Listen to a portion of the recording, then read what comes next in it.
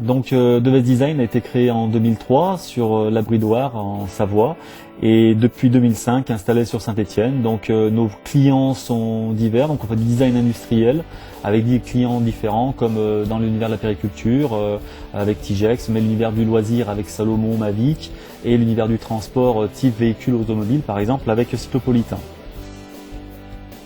Donc suite au constat d'un accident qu'a eu ma fille étant jeune, elle a failli perdre un doigt dans une charnière de porte, j'ai vraiment souhaité recréer et réimaginer une charnière de porte qui pouvait éviter cette problématique-là. Il faut savoir qu'en France, on a entre 30 000 et 50 000 accidents par an, d'hospitalisation par an, de traumatisme au niveau des doigts et principalement axé au niveau du problème de la charnière.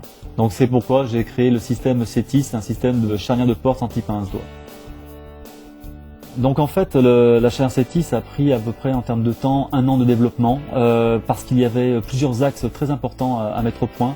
Entre autres, bien sûr, l'industrialisation, que le produit intègre un schéma d'industrialisation sans trop de problèmes, sans trop de remise en cause, mais aussi soit à coût faible afin d'intégrer et de démocratiser le système au maximum. Et bien sûr, penser à tout l'univers de la maintenance, démontage des portes, etc.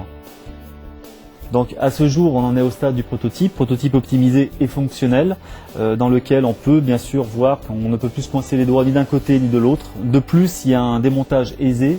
On a un système de petites chapes qui nous permet de démonter la porte donc longitudinalement sans avoir besoin de la lever. Donc on peut permettre d'avoir des plafonds très bas, contrairement à une porte traditionnelle qu'il faut dégonder par le haut. Et bien sûr, le regondage du système CETIS se fait très aisément, contrairement à une porte traditionnelle où on vient s'embêter à regonder, à remettre la porte dans le même axe, qui est relativement problématique.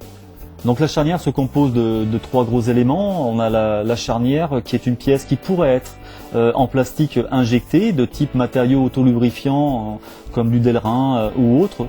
Et on a une âme qui vient s'insérer dans la porte avec des gonds qui sont surmoulés, qui pourraient être en acier, et une chape en plastique. Donc on a un produit qui en termes de surcoût vient concurrencer des gonds métalliques ornementaux traditionnels. Donc ce système-là est essentiellement prévu, en tout cas comme il est conçu pour des portes neuves, des constructions neuves, dans lequel en fait on aurait un cadre et la porte qu'on viendrait installer en lieu et place d'une porte traditionnelle.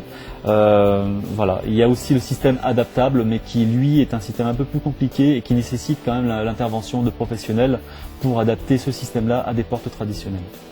Donc nous, en termes de développement, on en est au stade de prototype. C'est sûr que pour passer au stade industriel, on est à la recherche de partenaires industriels dans la construction de la porte ou de la charnière de porte ou autre pour nous aider à mettre en place le produit sur un plan commercial.